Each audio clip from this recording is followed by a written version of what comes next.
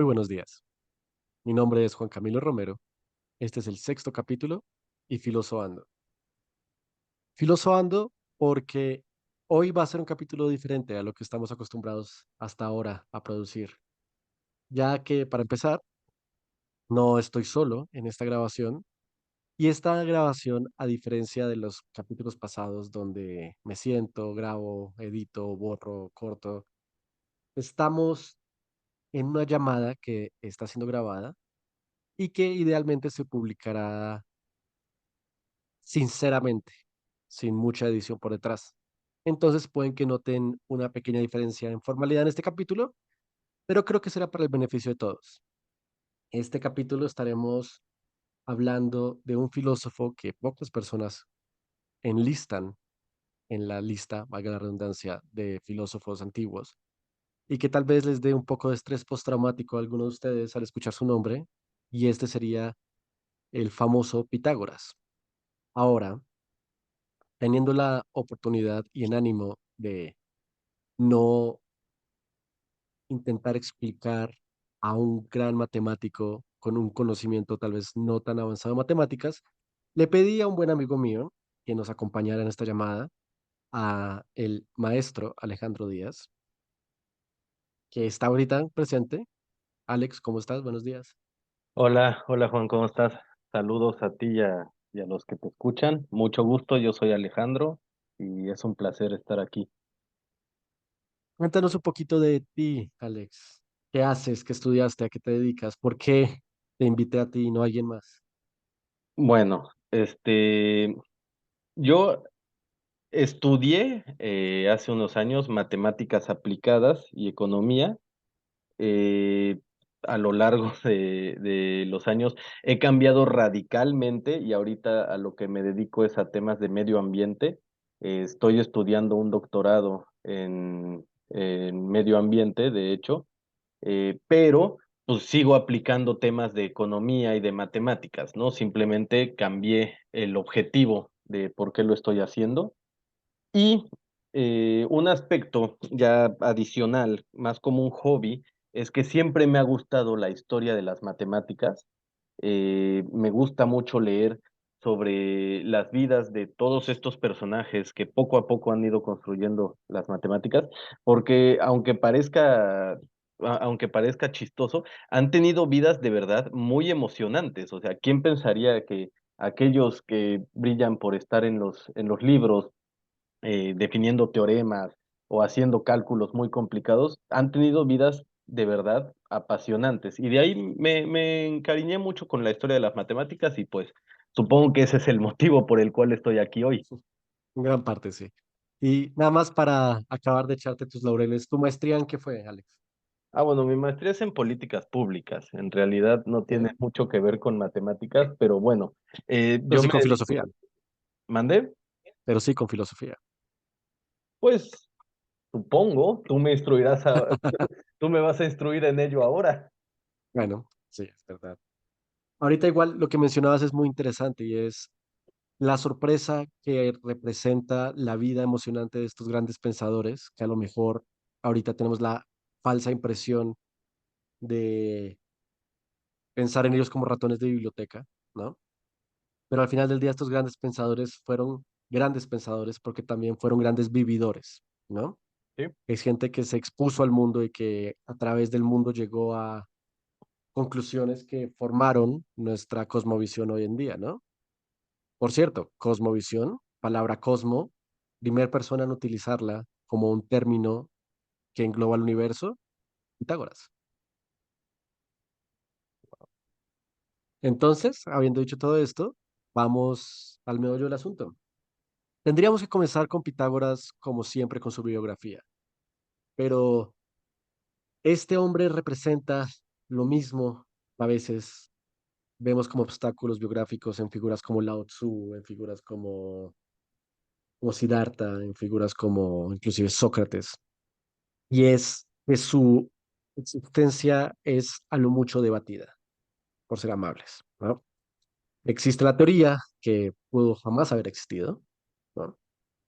Pero se supone que es una persona que creció y nació en el estado de Samos, un estado comercial, mercante, contemporáneo y rival de Mileto, ¿no? Mileto donde conocimos a Tales y Anaximandro.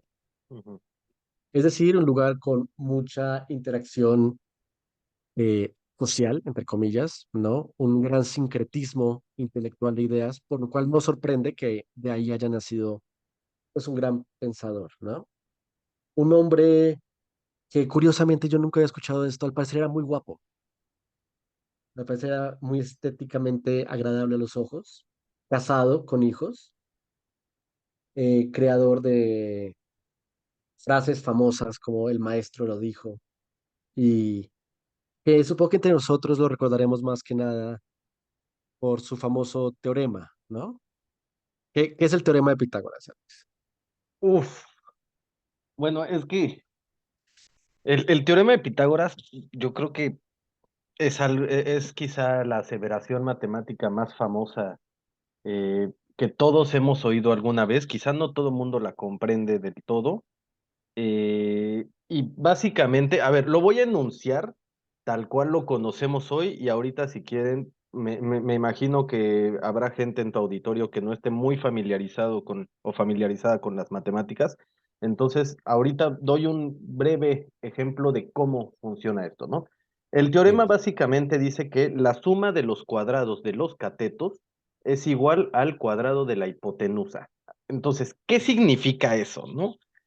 Eh, si tienen ahorita a la mano una hoja de papel para rápidamente visualizar lo que es este teorema, dibujen en su hoja de papel ustedes un punto y a ese punto llámenle A. Y de ese mismo punto saquen una línea horizontal de 4 centímetros y una línea vertical de 3 centímetros. Estas dos líneas se tienen que tocar en ese punto y tienen que formar un ángulo recto. ¿Vale? La línea horizontal va a ser de 4 centímetros, la vertical de 3. Y luego unan esas dos líneas por sus otros extremos y van a formar un triángulo. Entonces, tenemos en nuestro triángulo, vamos a ponerles nombres a los lados. Las dos líneas originales, la horizontal y la vertical, les vamos a llamar catetos.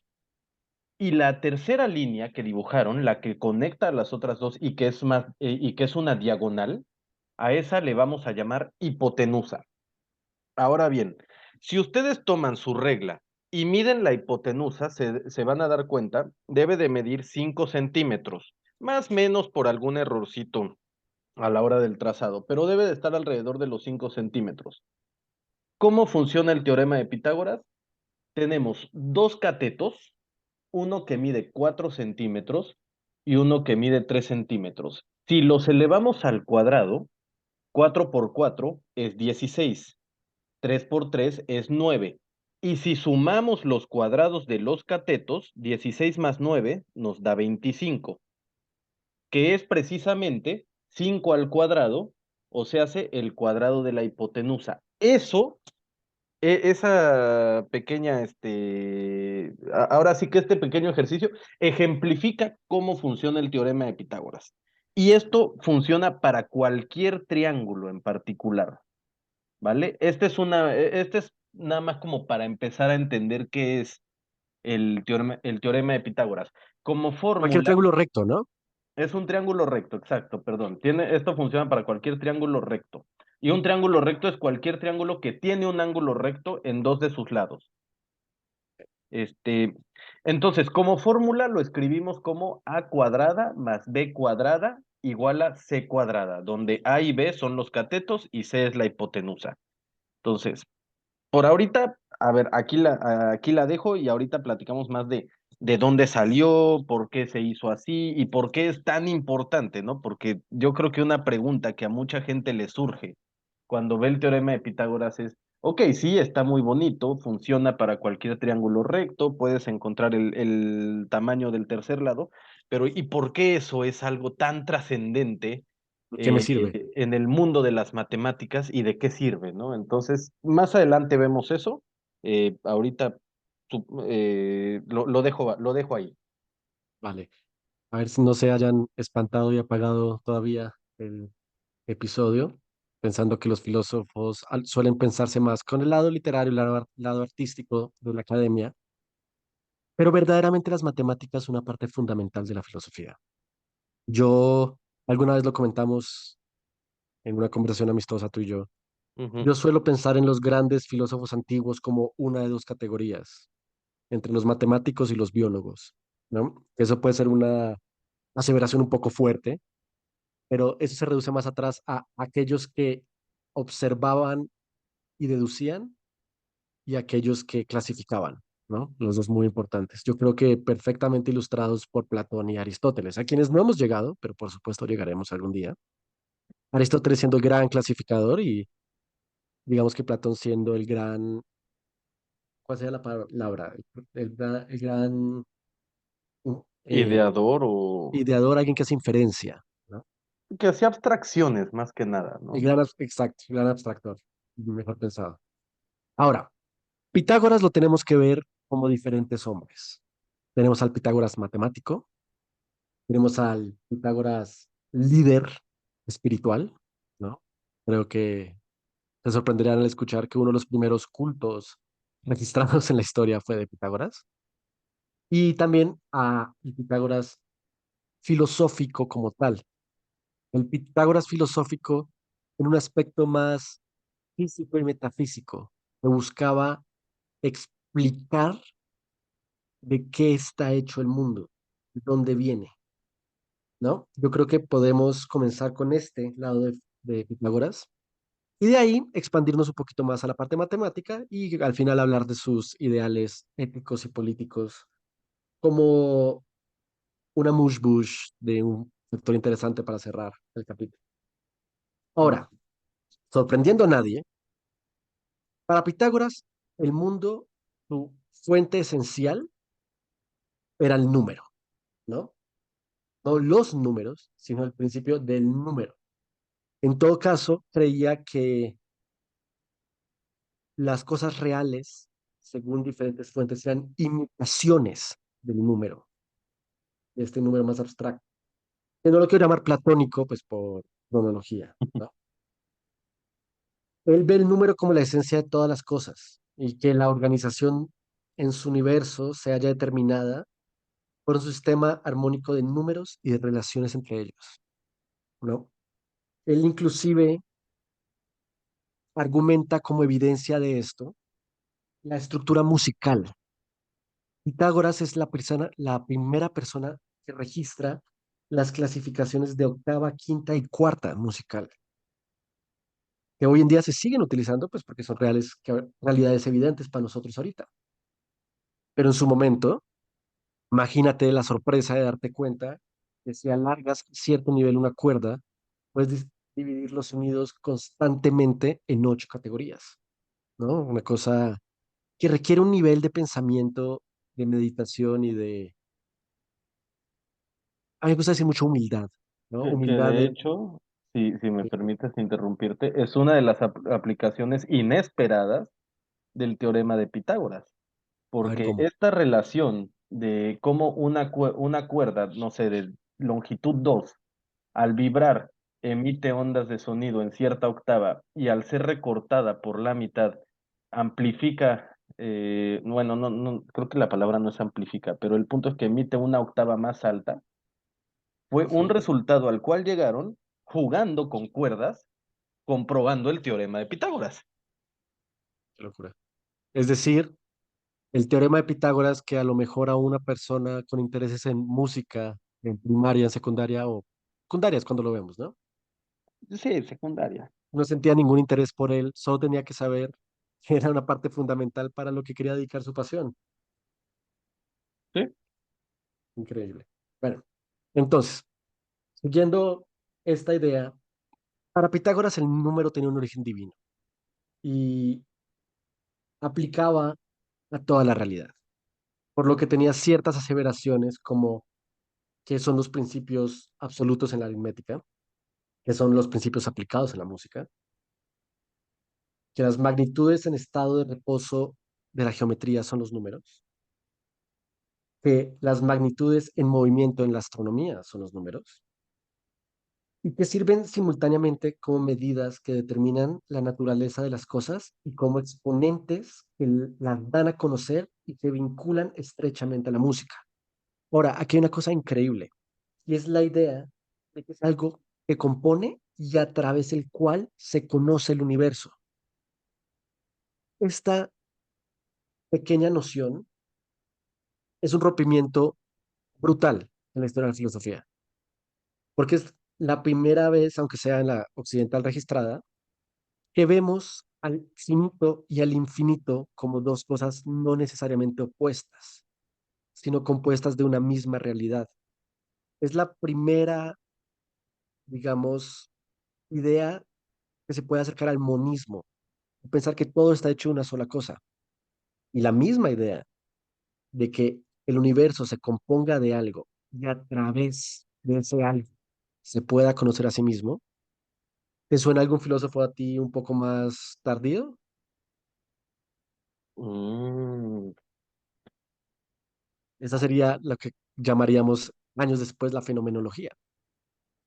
Es la primera señal de la brillante idea a la que milenios después llegaría Hegel. A mí no ah, me deja de sorprender lo que lograba hacer estas personas tan pronto.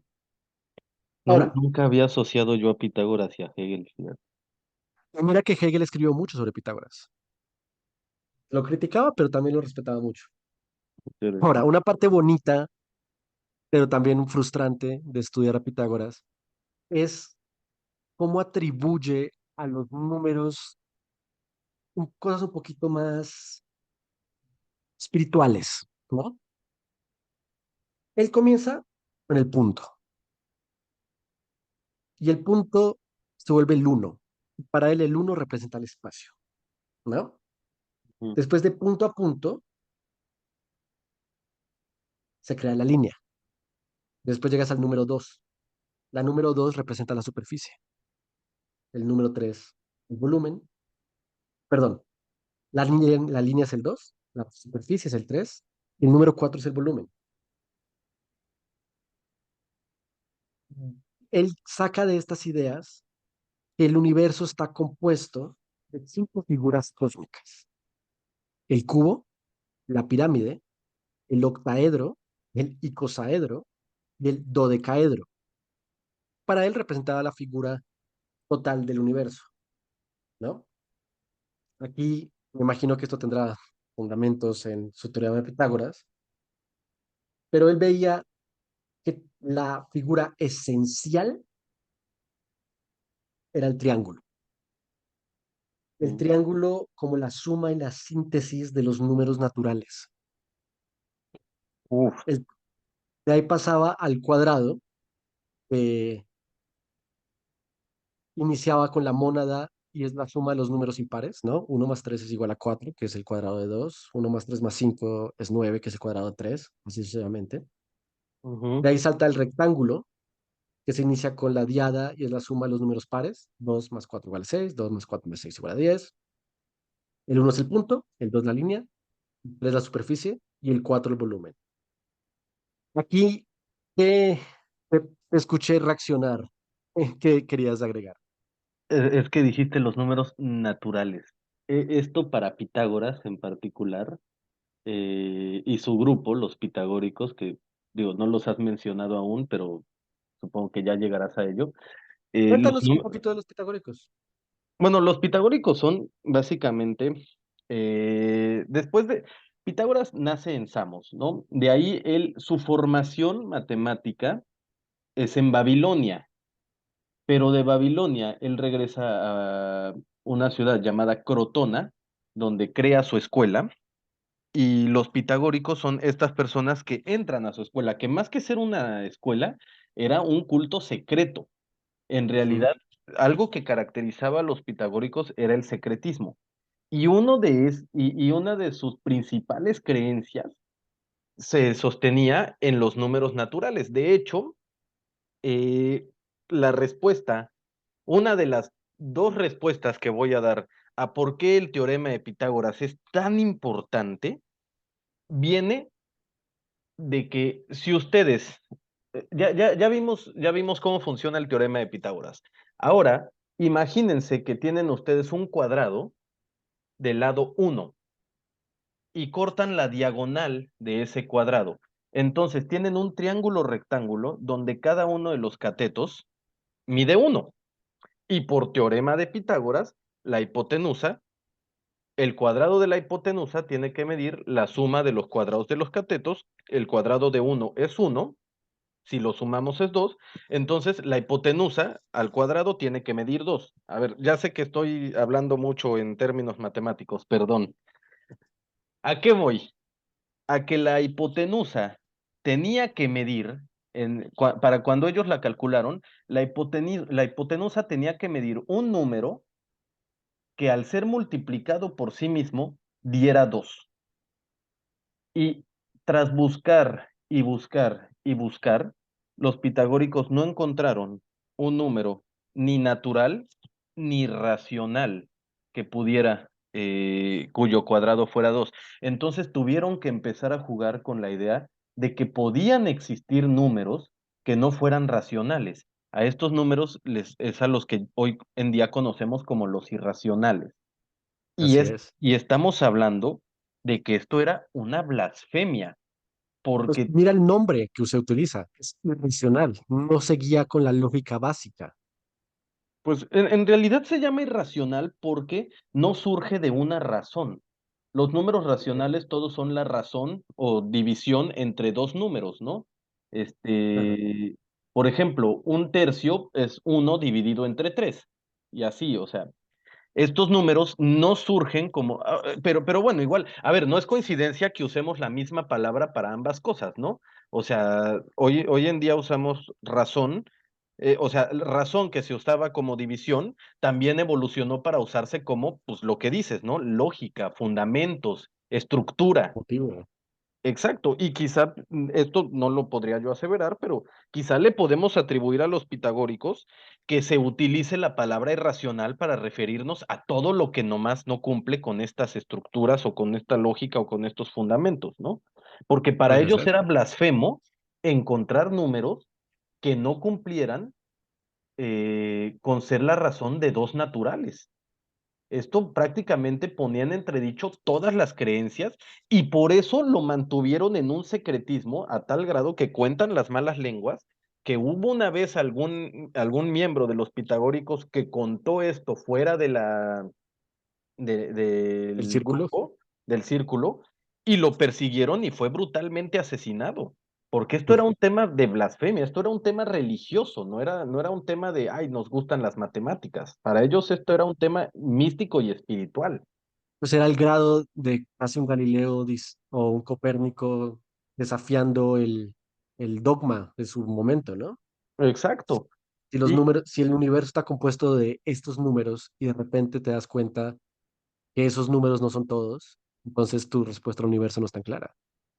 sí, y es sorprendente que hoy en día conozcamos a Pitágoras y a los pitagóricos por el teorema de Pitágoras y no por el que podría haber sido su resultado todavía más importante en las matemáticas, que era empezar a jugar con la idea de los números irracionales. Lo que pasa es que ellos quisieron mantener eso en secreto por un tema de creencias, pero en realidad a ellos les podemos atribuir empezar a jugar por primera vez con estos números, o por lo menos por primera vez documentado, ¿no?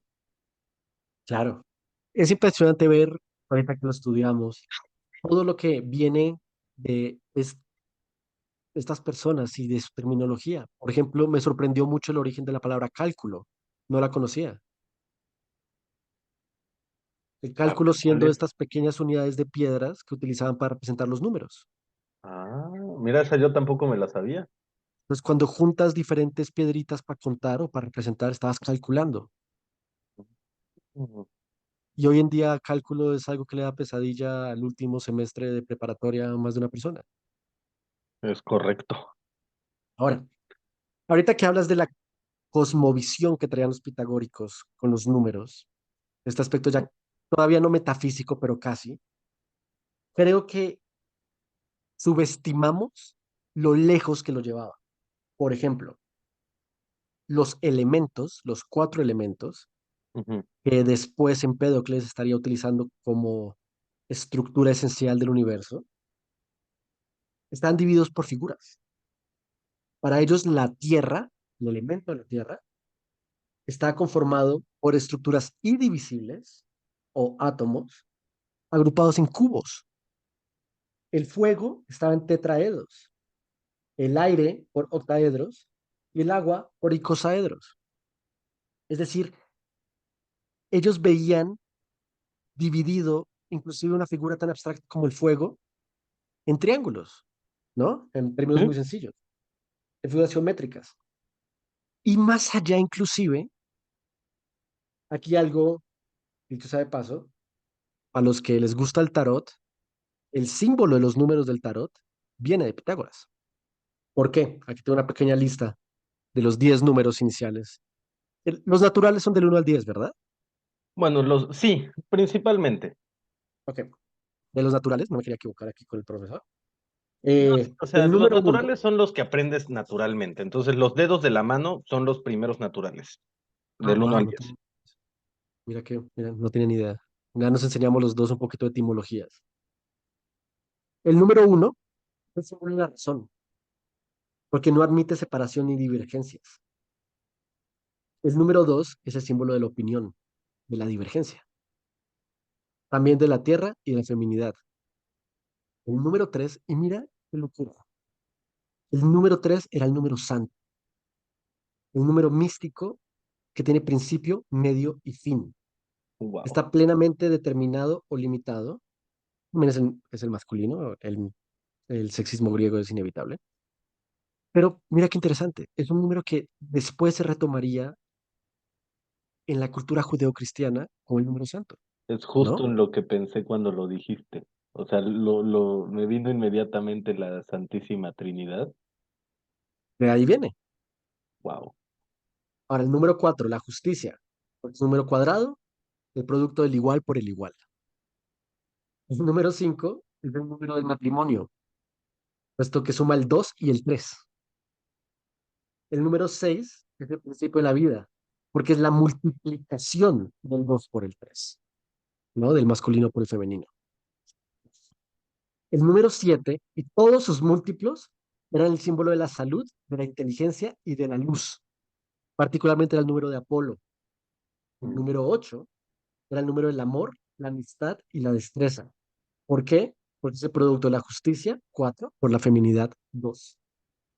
El número 9 es la justicia divina, porque es el producto de 3 por 3 igual de santo por el igual de santo. Y Wow. el 10 era el número sagrado, porque era la suma de los 4 elementos, de los 4 primeros números y las 4 figuras geométricas. Tiene un carácter básicamente sagrado y lo ven como un número completo. Viendo esto, puedes entender la crisis que les produce darse cuenta que hay números que no entran en estas categorías, ¿Mm? ¿no? Y ahora, una de las conclusiones a las que llegan estos hombres, y a pesar de que lo leí muchas veces no acabé de entender, pero no me deja sorprender, es que si estos atributos son reales, Pitágoras concluye que la Tierra tenía que ser esférica. Eso es algo que yo te quería mencionar, que Pitágoras es a quien le atribuimos por primera vez decir que la Tierra es esférica. ¿Te Algo sabes un muy poquito de menospreciado, cómo ¿eh? fue? No, no, no, no. O sea, yo conocía el dato, este, pero no sé por qué llega a la conclusión de que la Tierra tiene que ser esférica. Lo que, como yo lo entiendo, es que le atribuye un número a cada uno de los astros conocidos. A Mm, la mm. Luna, el Sol, Marte, Venus, que ya lo tenían a la vista. Y para que la cosmología cuadrara en los números atribuidos, la Tierra tenía que ser esférica. Ah, invito a la audiencia a investigar un poquito más sobre eso y decirnos por qué es. O sea, digo, para dar una pista a la audiencia, lo que yo sí sé sobre el tema es que Pitágoras es el artífice de la idea de que la Tierra es esférica, pero quien la divulgó fue uno de sus discípulos que se llamaba Parménides. Ujú. Es quien hizo esta idea mucho más popular. Entonces, eso es lo que yo sabía, ¿no? Que Parménides fue discípulo de Pitágoras y esta idea en realidad viene de él. ¿De dónde salió? Es así, me temo que no tengo ni idea, ¿eh? Imagínate pensar, por años yo pensaba que la persona que había descubierto la Tierra era redonda o que lo había propuesto era Cristóbal Colón. Y esto fue milenios antes. Pues sí. Y de pura inferencia, ¿eh? Ahora, habiendo visto que los cuatro elementos y la estructura material está compuesta en números, hay otra pequeña teoría esencialista de los pitagóricos y de Pitágoras. Y es que él considera que a la vez que todo está formado por números, todo está formado por 10 oposiciones. ¿Sí son 10? Sí son 10. Muy parecido a lo que nos proponía en su momento Tales, ¿no? El universo se desarrollaba a través de la oposición. Ahora, las oposiciones planteadas por Pitágoras son las siguientes. Limitado versus ilimitado. Impar versus par. Uno versus mucho. Derecho versus izquierdo. Masculino versus femenino. Reposo versus movimiento. Recto versus curvo. Luz versus oscuridad. Bueno versus malo. Cuadrado versus globo. Con todas estas cosas juntas, Pitágoras explica el universo. El universo son los números, imitaciones de los números y oposiciones. Una interacción de conceptos, una síntesis, una idea brutal.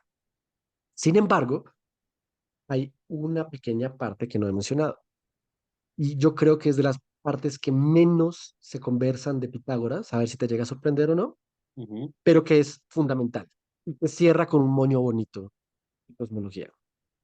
Y es, Pitágoras ya establece la física, es decir, no en el sentido de la materia, ujú, de las leyes de la física actual, sino de lo que es físico, ¿no?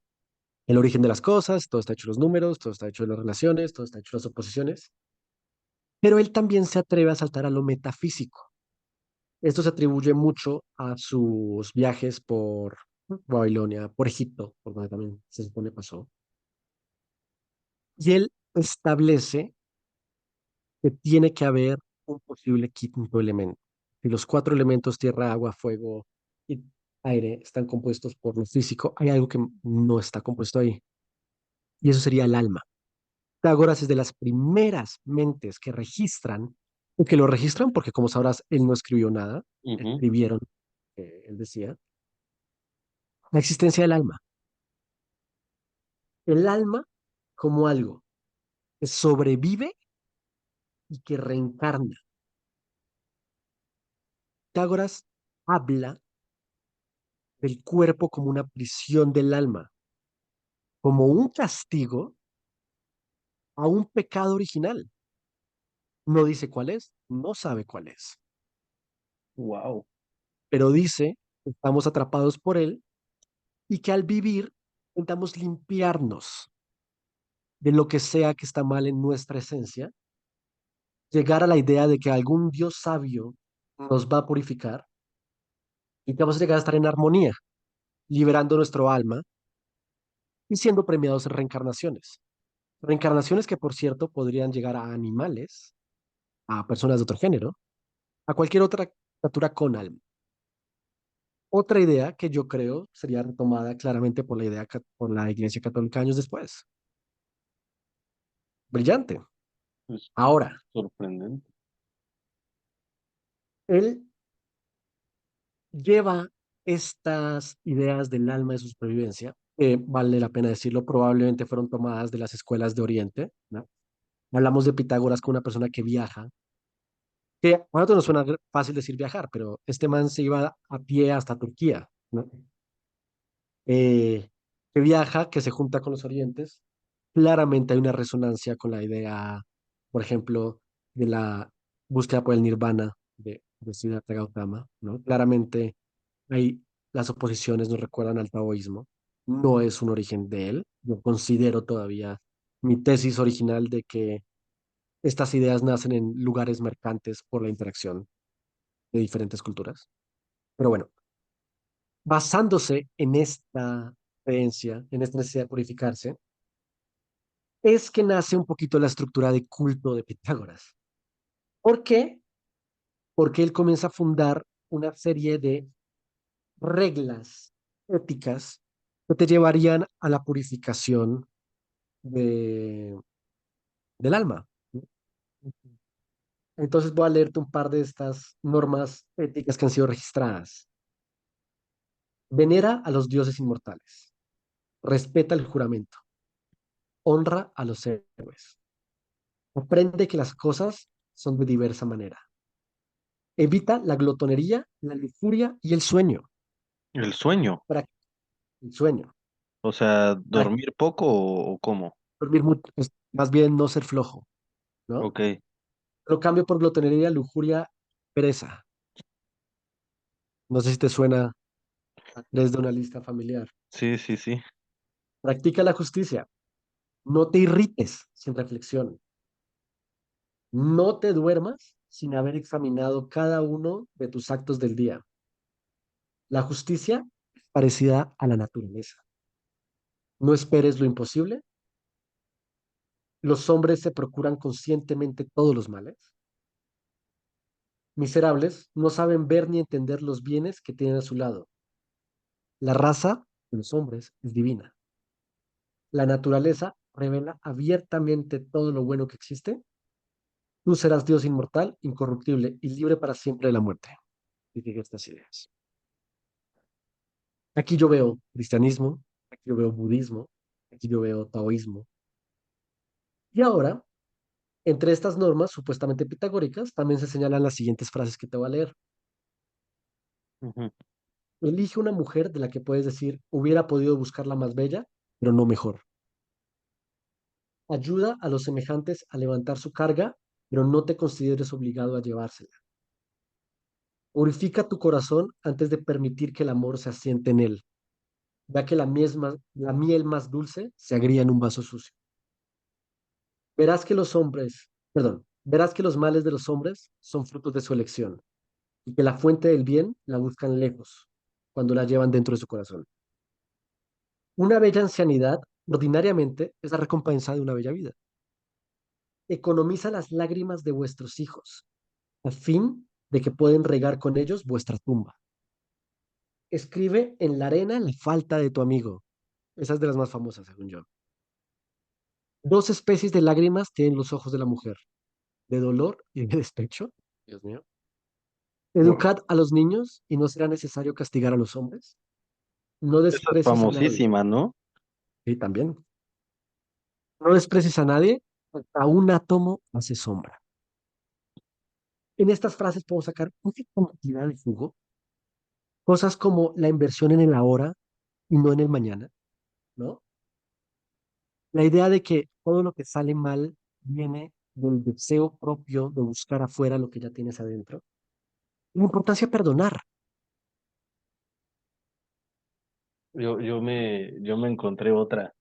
A O sea, ver, de las cosas que dices, me gusta esta idea de la primerita frase que dijiste, la de consigue una mujer de la cual puedas decir hay más bellas pero no mejores, pues un poco la importancia de la persona por lo que es, más allá de lo físico y del plano físico donde exactamente. estamos, ¿no? O sea, sobre todo que mencionas que Pitágoras jugaba ya con el concepto de alma, bueno, no jugaba, pero ya estaba hablando del concepto de alma, pues ya está hablando de esta idea de decir, busca una mujer cuya alma sea la más bella, aunque su físico no lo sea, ¿no?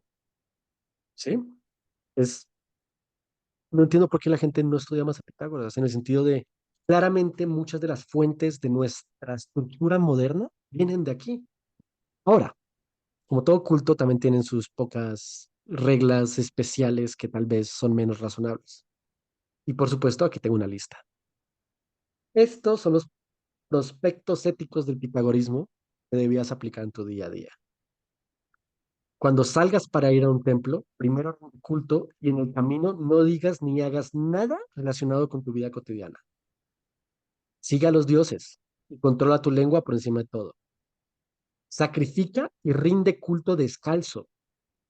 Evita los caminos reales. Ponte primero el calzado derecho, lávate primero el pie izquierdo. No agites el fuego con el hierro, no recojas lo que se ha caído. No comas de un pan entero, no pases por encima de una balanza. No te sientes en una medida de a cuarto, ¿En no una dejes que medida las de qué, perdón? golondrinas, no te Perdón. sientes en una medida de a cuarto. En un cuarto no te puedes sentar en una cuarta parte de ese cuarto. No dejes que las golondrinas aniden bajo tu techo y al levantarte extiende las sábanas para que desaparezcan las huellas de tu cuerpo. Todo esto para decir que tampoco era un hombre perfecto, ¿no? Pues sí. Y aunque mucho se conserva y mucho sorprende, mucho es cuestionable. ¿Por qué crees tú que tengas que lavarte primero el pie izquierdo? No tengo ni idea. Es simpático, ¿no? Y Ah, a grandes rasgos, perdón, sigue. pero no sabemos el motivo. Aunque sea, yo no lo encontré en mi investigación hasta ahora. Ahora, a grandes rasgos, esto es lo que es Pitágoras. Es una persona sumamente sabia que aparte de sus aportes matemáticos, nos aportó la idea de que el finito y el infinito están hechos de una misma esencia, que el universo se puede explicar bajo un mismo término, que hay un elemento extra en la existencia humana, que es el alma, que por cierto, esto llevaba a que los pitagóricos fueran vegetarianos. ¿Sabías eso? Sí, de hecho, Pitágoras es uno de los primeros ambientalistas que defendía, Exactamente, que defendía no matar animales de forma innecesaria. porque tenían alma y porque podían ser reencarnaciones humanas. ¿Qué tal, ah? Y por último, ¿sabes quién también tenía alma y también merecía ser tratado? Tal vez no como un igual, pero sí mejor que lo que solían tratar en esas épocas. ¿La mujer? La mujer. Sí. De los primeros sabios que dicen, ¿saben qué? Esta gente también puede escuchar. Tal vez no ser parte de mi culto, pero sí merecen ser escuchadas y vistas.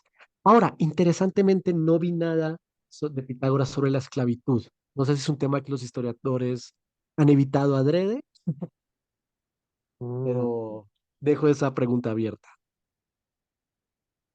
Dime tú, todo esto que acabas de escuchar, ¿cómo llega a cambiar tu perspectiva de este viejo matemático? uf. Empezaría por una cosa. Me, Una de las principales discusiones que hay, por lo menos entre los matemáticos, más allá, o sea, fuera del lado filosófico, digo, que no se pueden separar, pero, o sea, entre la gente que hoy hace matemáticas y no filosofía, una discusión que hay es que Pitágoras, en realidad, pues fue más como un mito, ¿no? O sea, muy poco hay sobre si realmente existió o no. De hecho, o sea, quiero referir que el famoso teorema de Pitágoras, que todos conocemos como teorema de Pitágoras, es eh, Pitágoras es de el año por ahí del 600 antes de Cristo o del 500 y tantos antes de Cristo, pero en la Universidad de Yale, por ejemplo, hay una tabla babilonia, o bueno, mesopotámica, del año 1600 antes de Cristo, o sea, 1000 años Ah, antes, wow. que ya tiene escrito el teorema de Pitágoras. O sea, tiene este triángulo y tiene las cuñas con los números y valores que en efecto dan el teorema de Pitágoras, ¿no? O sea, eh, por ejemplo, es más, desde el simple hecho de que de Pitágoras, por lo mismo que tú ya nos mencionaste, que no dejó nada escrito, la primera demostración como tal que tenemos del teorema de Pitágoras no se la debemos a Pitágoras, se la debemos a Euclides, que fue quien hizo la primera demostración formal. De hecho, hasta hizo dos. O sea, Es eh, una demostración.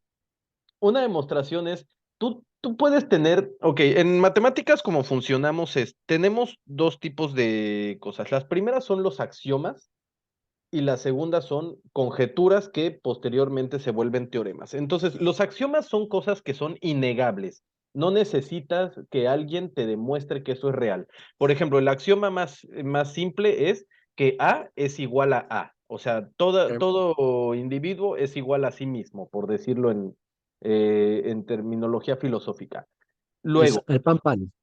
exacto, el pan pan.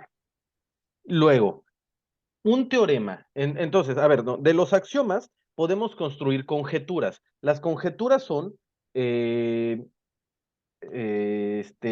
son aseveraciones que creemos reales y nosotros decimos, por ejemplo, Si el pan pan, el vino vino.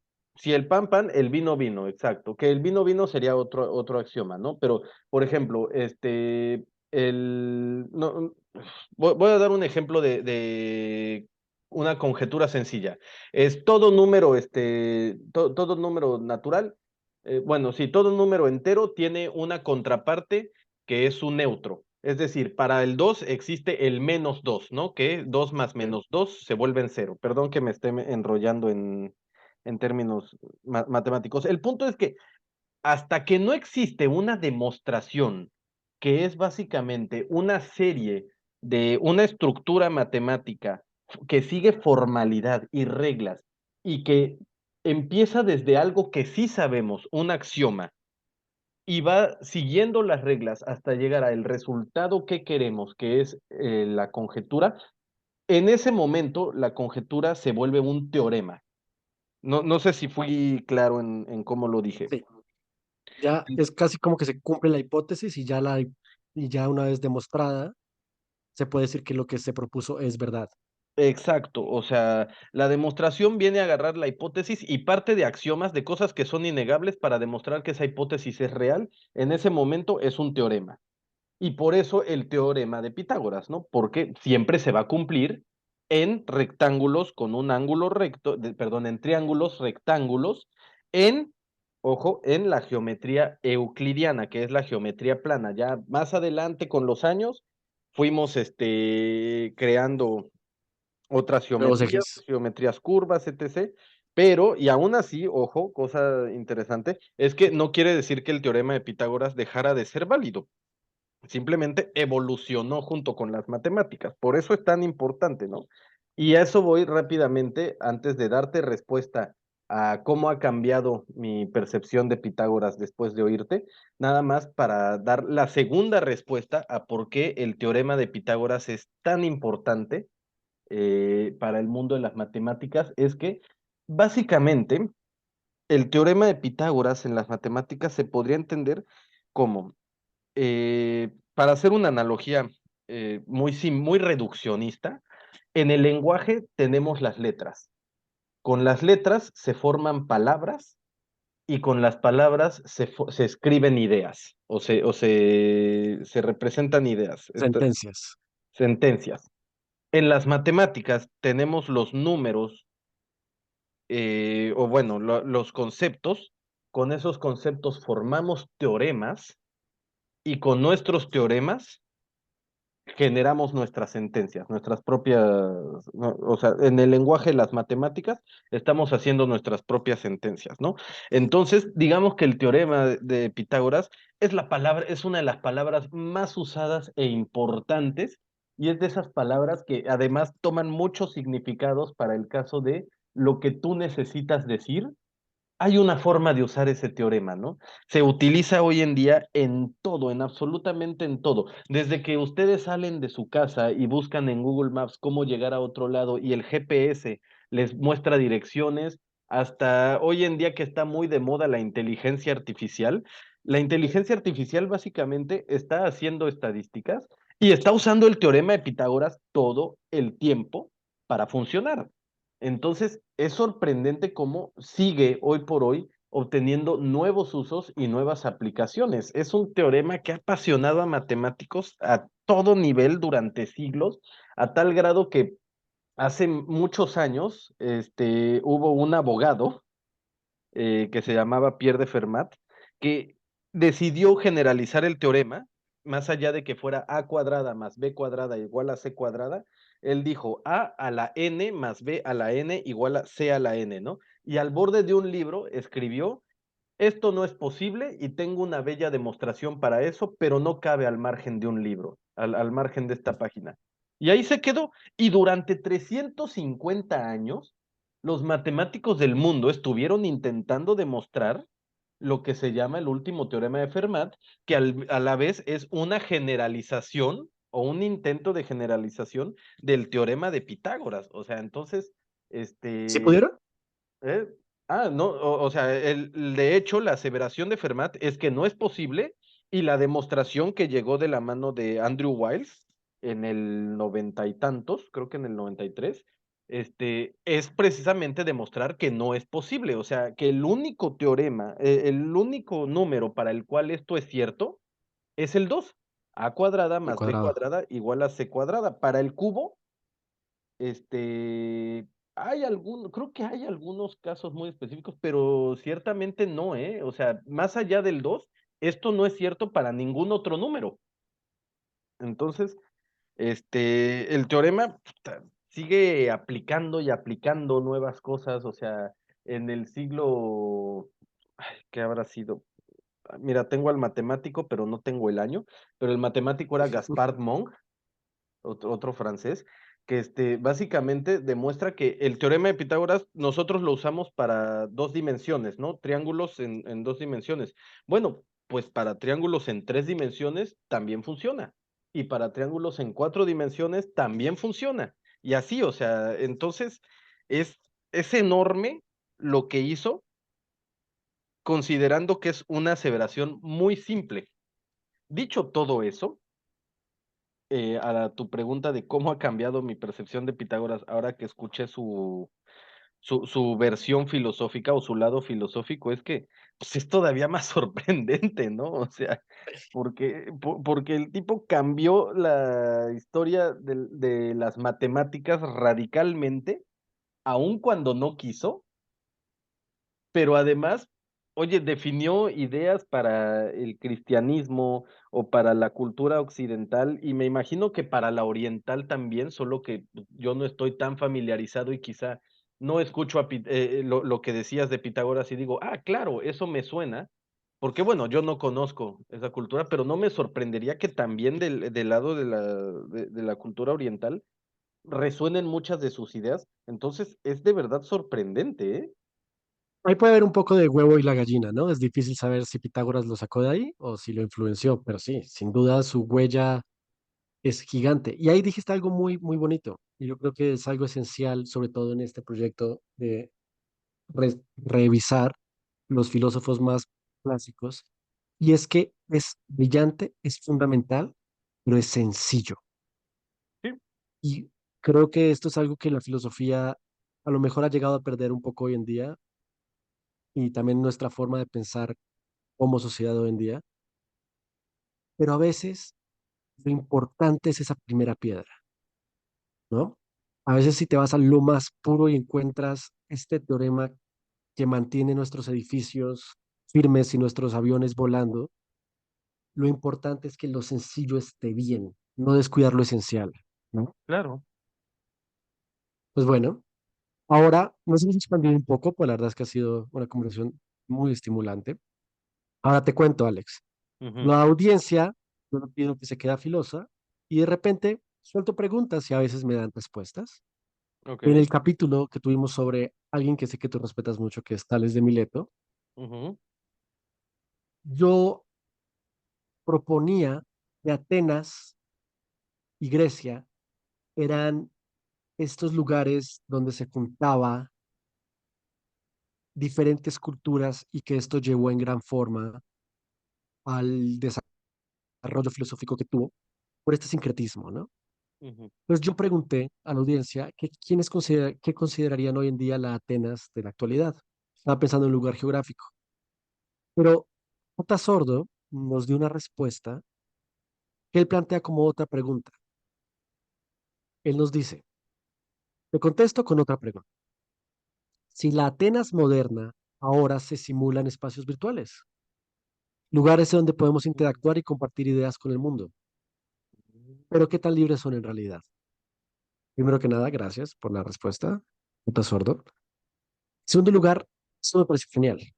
Yo no había ni considerado que hoy en día la filosofía se puede transmitir en un lugar que ni siquiera es físico, ¿no? Bueno, tú ahorita estás en bueno, en otro continente, pero estamos a miles de kilómetros de distancia, Ujú. grabando y discutiendo a través del Internet, ¿no?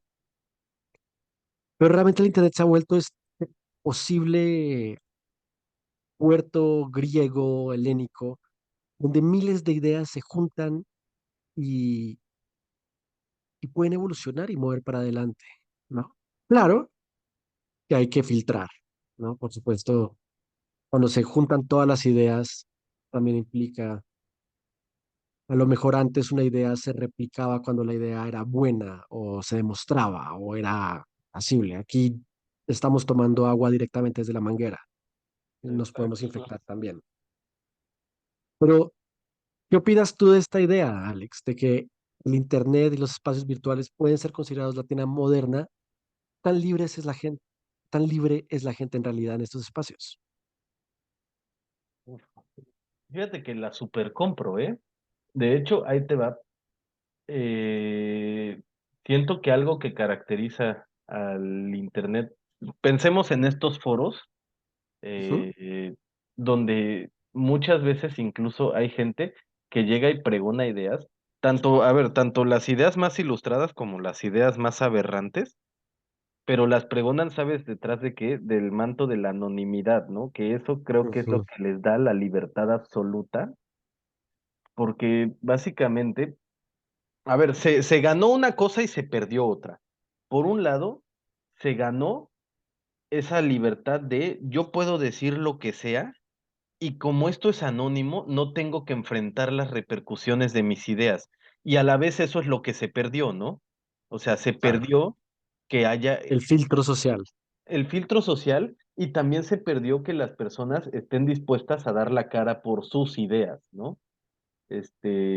Entonces, no sé si esto ya cae en el concepto de libertad o de libertinaje, creo que es una línea muy delgada, pero compro muchísimo que el Atenas actual sí esté virtual, o sea, esté ahí en un lugar virtual donde hoy puedes hablar con gente que está al otro lado del mundo y Explora sus ideas. exacto, o sea, y más aún, o sea, esto de que ciertamente las ideas, antes se reproducían cuando son buenas, por decirlo de alguna manera, ¿no? O cuando valía la pena escucharlas, porque si alguien Cuando es está razonable. diciendo, exacto, si alguien está diciendo sandeces, pues la gente lo ignoraba, ¿no? Y siento que eso, fíjate, no se ha perdido. A ver, quizá cambió, porque es un poco esta idea de lo que es la viralización, que hoy en día igual se vuelve viral la cosa, se vuelve viral cada cosa, De pero cada siento que, desastre. exacto, pero siento que aún así, cuando hay una buena idea, se sigue haciendo viral. O sea, entonces estamos viralizando, estamos, a ver, estamos viralizando, no sé, o sea, gente bailando en TikTok, pero a Ujú. la vez estamos viralizando cuando alguien dice cosas que vale la pena escuchar, o sea, TEDx, por ejemplo, lo viralizamos, ¿no? O Sí. incluso dentro del mismo TikTok se viraliza. Entonces, creo que por un lado, o sea, sí es la Atenas, es la Atenas del día de hoy, pero además es una súper Atenas, ¿eh? O sea, donde prácticamente algo que es muy distinto es que antes en la Atenas de los tiempos de Tales, solamente algunos tenían acceso a ese intercambio de ideas, ¿no? Los más, ahora sí que los más privilegiados y educados y todo. Y hoy en día, pues prácticamente quien sea puede tener acceso a esas ideas. Que las entiende es otra cosa, pero al menos Claro. acceso tienen, ¿no? Entonces, Pero justo ahí tienes un punto y es, te viste muy amable diciendo que lo peor que se viraliza es un baile de TikTok, ¿no? De claro, o sea, repente lees unas ideas antisemitas, unas ideas conspiranoides. sí, Bueno, sí, sí, se viraliza cada casi hubo un golpe de estupidez. estado en Estados Unidos el 6 de enero. Uf, este tipo de cosas, ¿no? Sí, se Pero coincido viraliza cada completamente contigo. estupidez, o sea, qué sorprendente. Pero al final del día, también las cosas más padres o más, interesantes, pues, se viralizan, ¿no? O sea. Claro, le das acceso a la gente de información. Y aquí es donde me quiero enfocar en la respuesta de lo que pregunta Sordo, y es cuando hablamos de libertad, y es un tema gigante la libertad, de hecho, desde los temas que más se discute en la filosofía hoy en día, y que en el podcast, si llegamos, va a ser 30 años. Pero yo la divido la libertad en dos ramas. Bueno, no yo, pero como yo lo pienso. Y es, los filósofos han propuesto que la libertad puede llamarse libertad positiva o libertad negativa. En este caso, no hay que irnos por la trampa de pensar en positivo y negativo como bueno y malo, sino más bien se refiere a una libertad que te hace libre de limitaciones o una libertad que te permite ser libre de tu potencial. Entonces, por ejemplo, la libertad negativa se refiere un poquito más cercano a lo que es el libertinaje, un poquito más a la derecha económica, al laissez-faire, y es, eres libre porque yo no te limito, ¿no? Mm, Por ejemplo, los foros como 4chan o como la web más oscura donde no hay reglas, es una pura libertad negativa. ujú, Es lo que, por ejemplo, a los libertarios en Estados Unidos les encanta. Eh, por otro lado, la libertad positiva se refiere a te limito y te doy reglas, pero esto para llevarte a tu potencial de desarrollo, ¿no? mm, Digamos, por ejemplo, te meterías en el debate de qué es más libre, un país donde el Estado te deja totalmente libre o un país donde el Estado te da las herramientas para tú poder desarrollarte libremente. Es un debate gigante y precioso, que obviamente tiene sus extremos, ¿no? Pero, por ejemplo, yo pensaría que el Internet, para bien o para mal, cae más en la libertad negativa, por lo mismo que tú dices, que el anonimato le permite a la gente, pues, decir lo que quiera, ¿no? Y sí, aunque Musk o Zuckerberg te mande a bajar algo que mandaste, cuando lo mandaste alguien lo leyó y tu idea ya salió. Ya que perdure es otra cosa, pero no está limitada. pues sí. Sí, no, una Espero, audiencia ya la tuviste. O sea, exactamente. Y con que una persona lo repita, ya la armaste. Pues bueno, este fue nuestro primer capítulo con invitado especial. Creo que tiene que ser de lejos el capítulo más largo que hemos grabado, pero fue muy placentero. La pregunta para que anden filosos esta vez va a ser muy tranquila. ¿Les gustaría tener más capítulos con este formato? Si quieren responder, únicamente le pican al episodio desde su aplicación móvil y ahí van a tener la opción de contestar. Eh, Alex, te agradezco mucho tu tiempo y tu no, hombre, yo me la pasé participación. bomba. Y te pediría que filoso andes, para que yo filoso ando y espero la audiencia también. Tengan una excelente semana y regresaremos en una semana, si no estoy mal hablando de Heráclito. Les agradezco su tiempo. Si pueden recomendar el podcast a sus amigos, adelante, 5 estrellas, follow. Excelente día.